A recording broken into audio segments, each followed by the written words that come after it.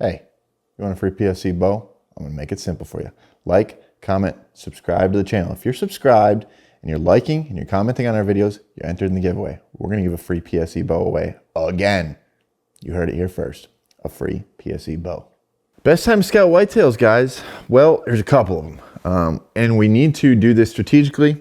We need to do this in combination with some other things. I'm gonna try and get into that. So this is the time of the year in which a lot of people maybe are doing habitat improvements. They're doing all these things. And in order to truly learn how deer are using properties, we need to go out and scout.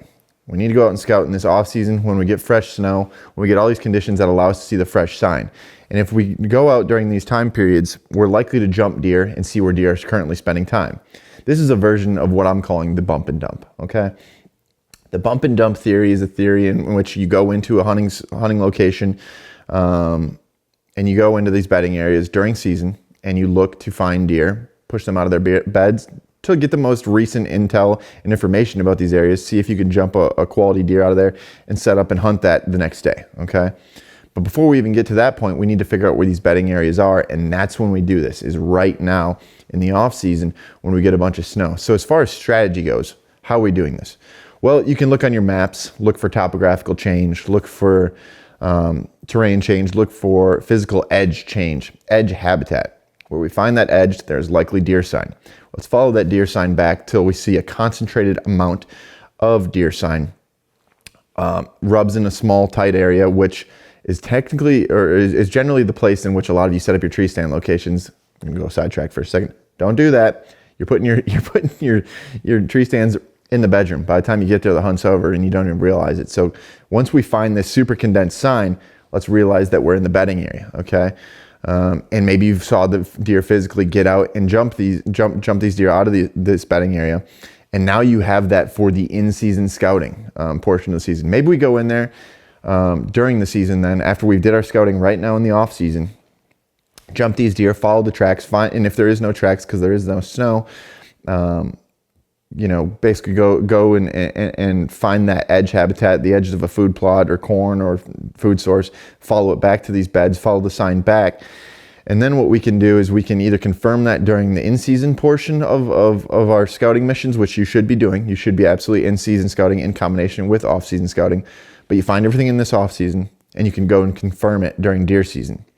You can confirm it in a couple ways. We can go in there and we can bump and dump.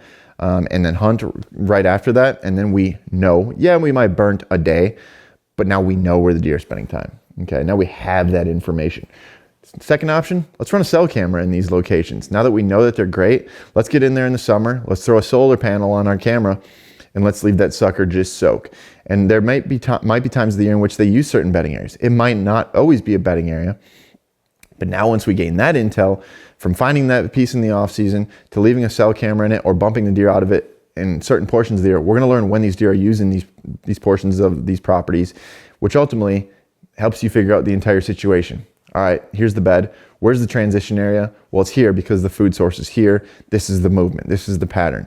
That's what we gotta try to do in order to ultimately understand the deer movement, understand why deer are using certain areas, where they might be using them, where they're bedding, and if we know where they're bedding, we can get these deer killed, especially if we know where they're feeding. So the whole goal here, guys, is to go out off-season scouting, hopefully with snow.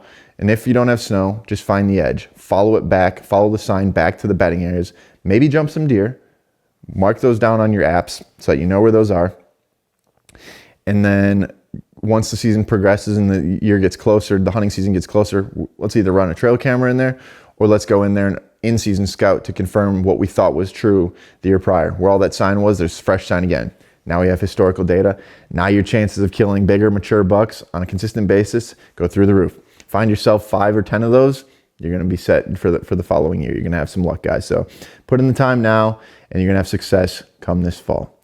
You guys like these videos? You like these topics? Like, comment, subscribe. You know the drill. We'll see you next time.